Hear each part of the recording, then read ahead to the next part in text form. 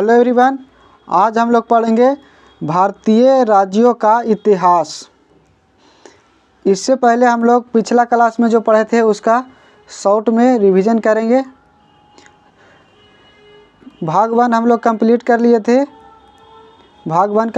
लिए थे। जिसमें अनुच्छेद 1 से 4 तक था। अनुच्छेद 1 में क्या था? भारत राज्यों का संघ है, यूनियन है, अर्थात इसके राज्य कभी भी टूटकर अलग नहीं हो सकते हैं। नोट में आप लोगों को बतलाए थे कि जो फेडरेशन होते हैं,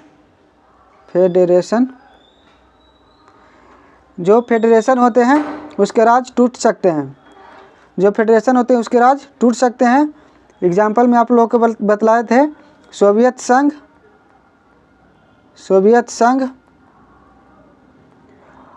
और यूएसए।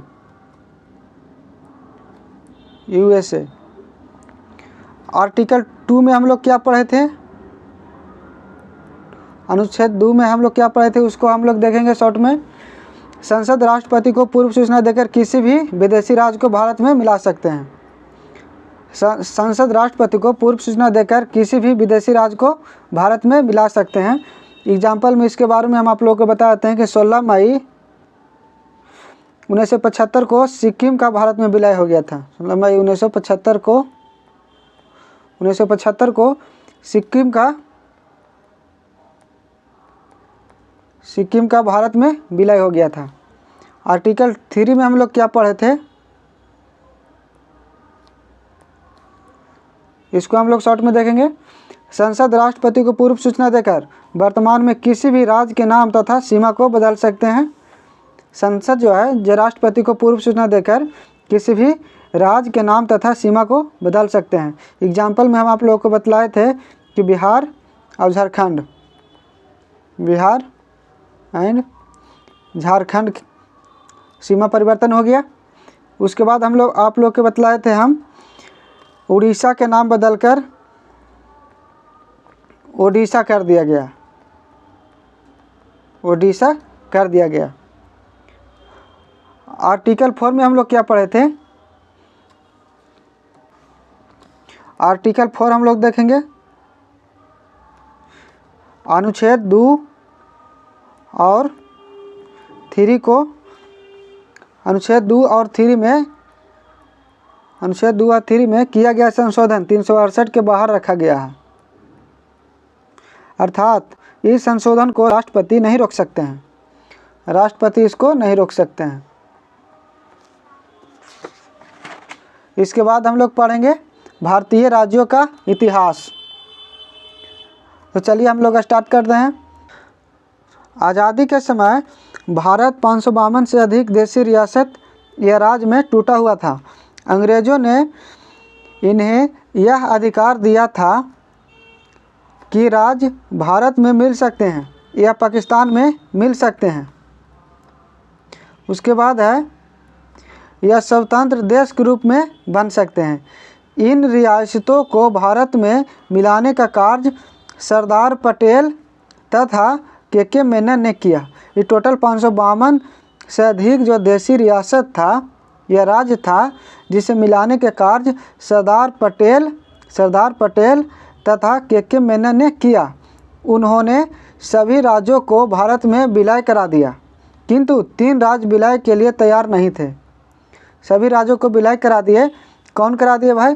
तो सरदार पटेल और के मेनन ने करा दिए, लेकिन 3 राज्य विलय के लिए तैयार नहीं थे। ये 3 राज्य कौन थे इसके बारे में हम लोग पूरा विस्तृत तरीक़ा से जानेंगे। तो पहला था जम्मू कश्मीर जो था यह स्वतंत्र देश बनाना चाहता है। यहाँ के राजा हरी सिंह थे और उनका प्रधानमंत्री शेख अब्दुल्ला था। उसके बाद है इसी बीच पाकिस्तान के इशारा पर कश्मीर में घुसपैठ होने लगी, जिसके बाद 26 अक्टूबर 1947 को कश्मीर विलय पत्र पर हस्ताक्षर करके भारत का अंग बन गया। क्या कह रहा है समझिएगा। पाकिस्तान के इशारा पर कश्मीर में घुसपैठ होने लगी। उसके बाद घुसपैठ होने लगा। इसके बाद 26 अक्टूबर 1947 को कश्मीर विलय पत्र पर हस्ताक्षर करके भारत का अंग बन गया। उसके बाद दूसरा राज्य कौन था?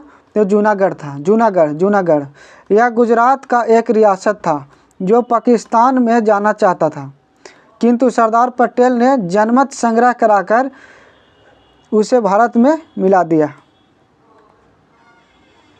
तीसरा राज्य था हैदराबाद था। हैदराबाद के निज़ाम हैदराबाद को पाकिस्तान में मिलाना चाहते थे, किंतु सरदार पटेल ने पुलिस की वर्दी में सेना भेजा जिसे ऑपरेशन पोलो कहा गया। इसी के तहत हैदराबाद को भारत में मिला लिया गया। इन सभी देशी रियासतों को मिलाकर एक भारत का निर्माण किया गया। इस भारत को 4 राज्यों में ABCD में बांटा गया। क्या करा कि इन सभी देशी रियासतों को मिलाकर एक भारत का निर्माण किया गया। इसी भारत को 4 राज्यों में ABCD में बांटा गया। किस तरीक़ा से बांटा गया है जानेंगे हम लोग। भाषाई आधार पर राज्यों का गठन करने के लिए इसके धर आयोग का गठन किया गया, किंतु इसने भाषाई के आधार पर राज्यों का गठन का विरोध किया। तेलुगु भाषा के लिए अलग राज्यों का मांग करते हुए पेट्टू श्री रामलुलु भूख हड़ताल पर बैठ गया और 56 दिन के भूख हड़ताल के बाद उनकी मृत्यु हो गई। फलस्वरूप जनता का विरोध बढ़ गया। उसके बाद जनता का विरोध बढ़ गया क्योंकि पेट्टू और श्री रामलुलु का जो मृत्यु हो गया भूख हड़ताल से। 56 दिन भूख हड़ताल पर बैठे, भूख हड़ताल के बाद उनकी मृत्यु हो गई। उसके बाद जनता का विरोध बढ़ गया। उसके बाद क्या है कि फलस्वरूप नेहरू जी ने 10 अक्टूबर 1953 में तेलुगु भाषा के लिए अलग राज्य आंध्र प्रदेश को अलग कर दिया। उसके बाद 10 अक्टूबर 1953 में तेलुगु भाषा के लिए अलग राज्य आंध्र प्रदेश को अलग कर दिया गया। यह भाषा के आधार पर गठित होने वाला पहला राज्य बना। तो हम लोग याद रखेंगे कि भाषा के आधार पर गठित होने वाला पहला राज्य आंध्र प्रदेश था। कब अलग किया गया था इसको भाषा के आधार पर? तो 10 अक्टूबर 1953 में तेलुगु भाषा के लिए अलग राज्य आंध्र प्रदेश को अलग कर दिया गया। 10 अक्टूबर 1953 याद रखिएगा राज्य बना। उसके बाद हम लोग आगे पढ़ेंगे क्या है भाषाई आधार पर राज्यों का गठन के लिए 1953 में फजल अली आयोग का गठन किया गया। मतलब इसको 10 अक्टूबर 1953 में तेलुगु भाषा के लिए अलग राज्य आंध्र प्रदेश बना। उसके बाद भाषाई आधार पर राज्यों का गठन के लिए 1953 में फजल अली आयोग का गठन किया गया। इसने अपनी रिपोर्ट 1956 में दिया और भाषाई आधार पर राज्यों को कानूनी मान्यता दे दिया। क्या करा भाषाई आधार पर राज्यों का गठन के लिए 1953 में फजल अली आयोग का गठन किया गया। इसने अपनी रिपोर्ट 1956 में दिया और भाषाई आधार पर राज्यों को कानूनी मान्यता दे दिया। कब दे दिया? तो 1956 ईस्वी में दे दिया। इस आयोग के फलस्वरूप 7वां संविधान संशोधन 1956 में पारित हुआ।